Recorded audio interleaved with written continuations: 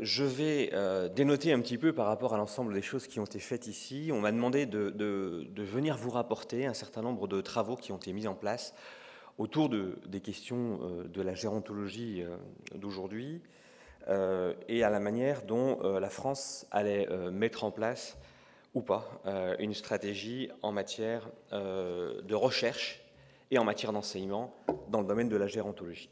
On a vu ici des exposés extrêmement intéressants par les trois orateurs précédents. Je remarque qu'ils sont extrêmement quantitativistes et que pratiquement aucun article n'est en français. Ce que nous avons tenté de faire, c'est d'intégrer cette gérontologie qui est extrêmement importante. Il faut que les Français soient à l'international, Marie-Ève Joël en a reparlé, il faut que la France soit dans un débat mondial sur les grandes questions épidémiologiques, sur les grandes questions économiques, mais il y a aussi une sociologie moins quantitative et une sociologie et aussi une psychologie, une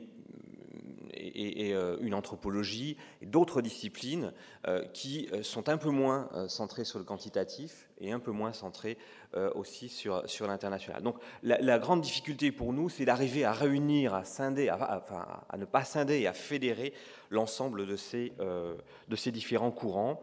Et notamment d'intégrer aussi la gérontologie sociale, c'est une gérontologie très ancrée dans la pratique, dans laquelle on va retrouver souvent les médecins, les infirmières, les personnels de première ligne, qui ont aussi progressivement, en ayant accès aux méthodes en sciences sociales, produit des connaissances extrêmement intéressantes à débattre. Alors, puisqu'on parle de quoi de neuf, on va parler d'événements qui ont été mis en place, notamment dans le cadre de la SFGG. Déclaration d'intérêt, j'en ai aucun, à part l'intérêt purement scientifique et intellectuel de travailler sur la question de l'avenir de cette recherche et de cette formation en France dans le domaine gérontologique. Pour revenir sur un temps fort et vous donner à voir comment nous sommes arrivés à tirer un certain nombre de conclusions dans différents groupes de travail autour de ces questions, eh bien la SFGG et le collège SHS, une fois n'est pas coutume, a fait l'actualité le 24 mars en réunissant 23 intervenants, plus de 180 participants, de domaines complètement différents, enseignement supérieur et grands organismes de recherche, agences nationales de recherche, les ministères, les organismes sociaux, les fondations, les professionnels, les associations, pour précisément faire un point sur l'état d'avancée des réflexions en présence de la ministre déléguée aux personnes âgées. L'idée et l'objectif ici, c'est de rassembler les travaux des différents groupes qui ont réfléchi aux questions d'enseignement et de la recherche au sein de la SFGG pour vous donner un petit avant-goût très subjectif de ce que ces groupes ont en tête et de ce à quoi ils ont conclu. Dans ces quatre groupes, on retrouve un certain nombre de figures connues sur le domaine de la recherche, Jean-Marie Robin, Michel Tuchman, l'enseignement supérieur, Marie-Christine Frimer, Marie-Christine Gély-Largeau, Marc Bertel, le financement, Marie-Ève Joël et Frédérico Parlemetti, et la recherche et les politiques publiques, Anne-Marie Guillemard et Dominique Somme. Donc une composition très interdisciplinaire qui se réunit depuis 2012 pour travailler sur ces questions-là. Je dois ici regretter, bien entendu, Geneviève Ruot, qui a été une des inspiratrices et un des bras armés de cette démarche. En son hommage, je pense que nous nous battrons tous pour faire un livre blanc qui soit à la hauteur de ses espérances. Qu'est-ce qu'on constate? En premier point, une absence en France de système d'information unifié pour la planification. Une faiblesse des répertoires de formation et une faiblesse dans la réactualisation pérenne par un organisme public indépendant. Ça, c'est le premier point. Le deuxième point, c'est un questionnement sur la pérennisation du travail de recensement des chercheurs en SHS, un travail qui a été mis en place par la CNAV et notamment par Michel Tuchman. Le problème, donc, du coup, c'est que malgré les efforts de la Fondation nationale de gérontologie, malgré les efforts de l'ITEV ou de collègues comme Bellemin à Paris, il n'y a pas aujourd'hui de cartographie permettant d'avoir une visibilité et un dénombrement sur les formations existantes en France. Il y a des tentatives, mais il n'y a pas d'organisme public indépendant produisant cette visibilité. Au-delà de ces tentatives, la première question, c'est de savoir si, Pour gouverner, il faut prévoir, et pour prévoir, il faut dénombrer. Est-ce qu'il peut aujourd'hui en France y avoir une véritable stratégie sans assise sur une méthode recensant l'ensemble des formations en gérontologie, avec toute la complexité de la définition de ce que c'est que la gérontologie, des différentes disciplines qui doivent y figurer. Le deuxième point, c'est la question effectivement du recensement du nombre de chercheurs, de leur discipline, de leur sujet. Et sur ce point-là, eh bien, le travail qui a été animé par Michel Tuchman et Jean-Marie Robine est intéressant. On a commencé à analyser les résultats de ce répertoire, de ce recensement. Que constate-t-on pour le cas de la France? C'est que 22% des centres ont un effectif vieillissement supérieur à 6 chercheurs et qu'ils représentent presque 50% des effectifs totaux. Pour être vraiment très rapide, on note finalement qu'il y a deux ensembles. Un ensemble que l'on pourrait appeler un noyau dense, avec un nombre de chercheurs suffisant, pluridisciplinaires souvent, travaillant sur le vieillissement. Et puis une nébuleuse qui représente à peu près les 50 autres pourcents, plus de 69 unités, beaucoup moins saisissable. D'où eh bien, une réflexion sur la manière dont la recherche française pluridisciplinaire en gérontologie peut se mettre en marche, notamment par rapport aux enjeux européens de la recherche. Comment trouver des masses critiques? Comment expliquer que nous ayons en SHS, par rapport aux sciences dures, une faible représentation dans le leadership des grands projets européens, les PCRD et RAEG? Sur ce plan, Jean-Marie Robine pourrait en dire beaucoup plus que moi. Alors les perspectives. Est-ce que la France peut mettre en place des regroupements autour de masses critiques? Peut-on mettre en place des fédérations? Il y a des dynamiques. Je parlais tout à l'heure avec quelqu'un de la région ouest, les maisons des sciences de l'homme en Bretagne, avec un certain nombre d'acteurs, tentent de mettre en place des regroupements interdisciplinaires dans lesquels médecins, éthiciens, philosophes, sociologues, économistes peuvent travailler sur des objets communs. Ça, c'est un chantier pour l'avenir. On l'a vu, le GDR est une des réponses. Il tente de mettre en place ces synergies, mais nous sommes encore assez loin de ce que font un certain nombre de pays européens. Et dans la perspective des Joint Programming Initiatives, de More Year Better Life, par exemple, et d'Horizon 2020, là aussi, il est important que la France prenne conscience que cette pluridisciplinarité est en devenir et qu'elle se pose quand même face à des problèmes importants de regroupement des forces. Deuxième point, toujours sur les systèmes d'information pour la veille, pour la diffusion de la recherche et de la formation. Nous déplorons une faible visibilité, une faible circulation de l'information dans la communauté scientifique et auprès des acteurs gérontologiques. D'où l'importance de mettre en place des cellules de veille, d'articulation entre les productions. Là aussi, il y a eu des réponses qui ont été tentées, au départ par la CNAV et puis aujourd'hui par le GDR, avec une lettre du GDR qui fait circuler les informations des différentes unités pluridisciplinaires travaillant sur les questions de vieillissement. C'est une réponse parmi d'autres. Autre point, c'est la question des bases documentaires et de leur actualisation. Depuis un certain nombre d'années, c'est-à-dire depuis 2 ans, la France ne dispose plus d'un système d'information sur la littérature en gérontologie, notamment en gérontologie sociale, avec la disparition de la FNG. Ce qui pose de nombreux problèmes, notamment dans les masters de gérontologie, qui travaillent sur des sujets aussi importants que la sortie de l'hôpital, la coordination des services, la maltraitance, et dans lesquels on voit des trésors d'inventivité à partir des préoccupations très pratiques des services de première ligne, des décideurs locaux, émerger.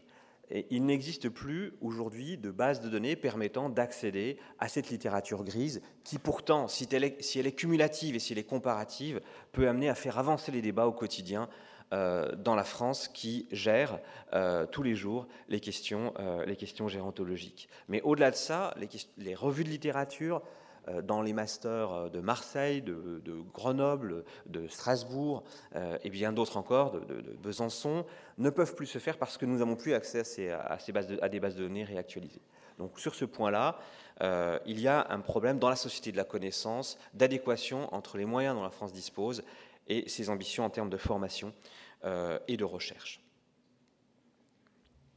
Mais aussi, ça veut dire que nous avons devant nous la possibilité à terme de numériser ces données.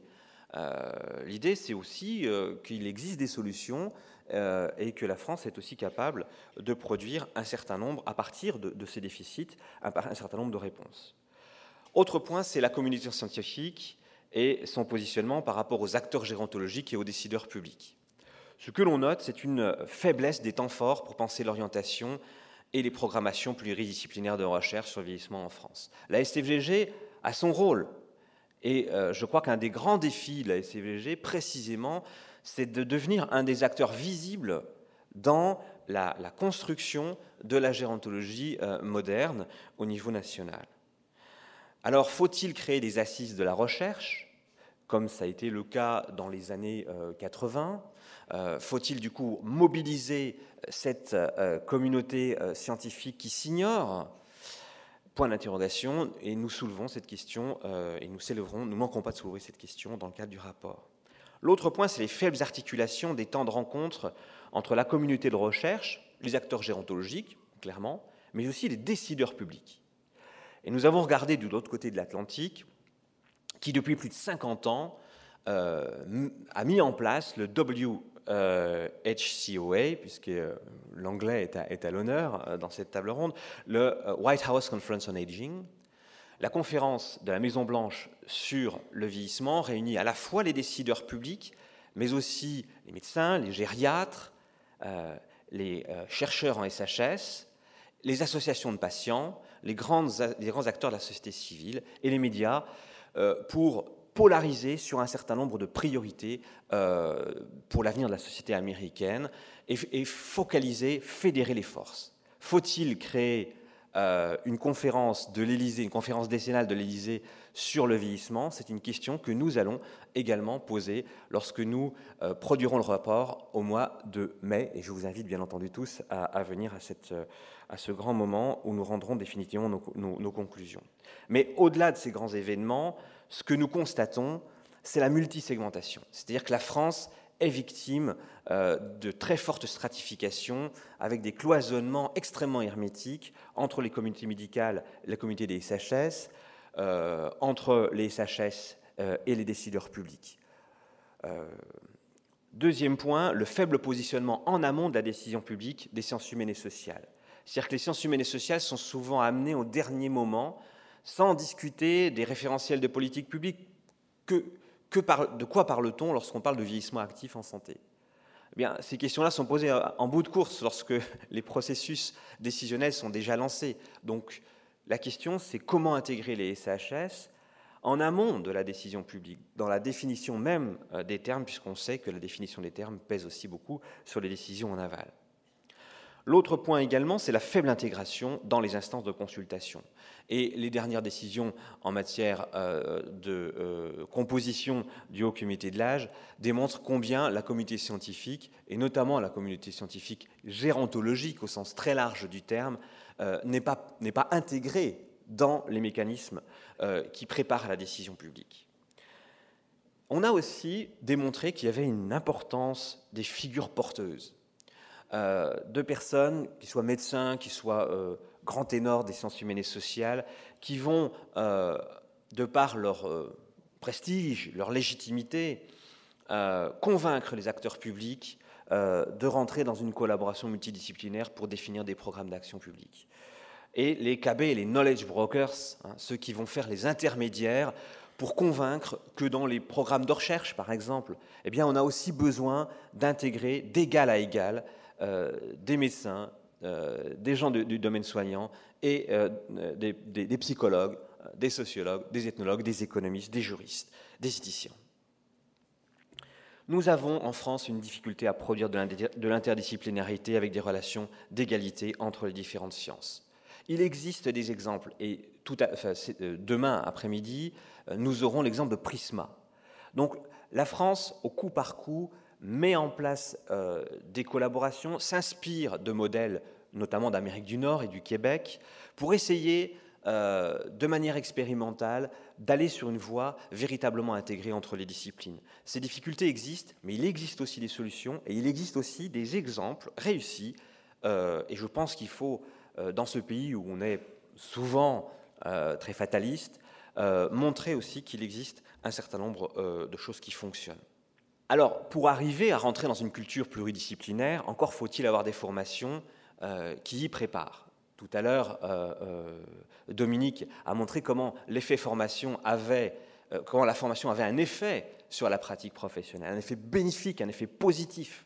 Parce que la gérontologie, c'est l'intégration d'un individu, malade ou pas, âgé, dans un environnement. Et pour saisir la complexité de cet environnement, il faut comprendre ce que c'est qu'une famille, ce que sont les différents schémas familiaux, ce que sont les différents schémas politiques, ce que sont les différents schémas environnementaux au niveau géographique, au niveau des mobilités. Donc l'approche de la personne âgée renvoie à cette compréhension. Et la gérontologie, par essence, par définition, est une science de la complexité et une science de l'intégration des diversités disciplinaires. Donc comment mettre en place cette approche environnementale de l'humain, comment être exigeant en intégrant à la fois une approche compréhensive, certes, mais aussi une approche interrogative par rapport aux pratiques, donc en acceptant aussi de remettre en cause ces pratiques, ce à quoi nous invitait aussi Dominique tout à l'heure, et puis aussi une portée opérationnelle.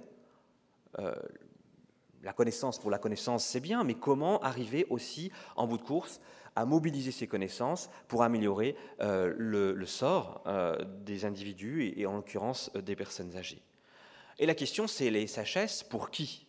Alors, le groupe a travaillé sur les questions relatives à l'enseignement en médecine avec le diplôme d'études spécialisées complémentaires, les évolutions des UE en SHS, les capacités de gérontologie, et à un moment important, à un moment où le Collège national des enseignements de la gériatrie va devoir se positionner. Les soins infirmiers sont aussi, bien entendu, concernés par l'enseignement des SHS et avec la question du socle de connaissances minimum dans les différentes professions. Que doit-on transmettre? Et au-delà, tous les personnels de première ligne, dans le soin, mais aussi dans le travail social et dans toutes les autres disciplines ou les autres corps de métier. Et puis les décideurs publics, les décideurs opérationnels, comme les directeurs d'EHPAD, et les décideurs politiques, les acteurs de la société civile, les personnes âgées elles-mêmes et les familles. Vous voyez, comme aurait dit le général de Gaulle, vaste programme. Conclusion donc, conclusion et ouverture, eh bien nous allons promouvoir le livre blanc à Paris en mai, lors d'une journée publique officielle où nous rendrons le rapport public. Et nous souhaitons également que ces débats puissent avoir lieu en province. La France est un pays très centraliste, centralisateur, mais il y a des trésors d'inventivité et aussi des enjeux tout à fait identiques à ceux qu'on a décelés, nous, au niveau central, dans les régions. Donc nous sommes ouverts, avec les sociétés régionales, à l'ouverture d'un débat avec les experts qui ont travaillé dans ces groupes, dans les différentes régions, qui le souhaiteront. Je crois que c'est important d'oxygéner cette réflexion. Merci pour votre attention.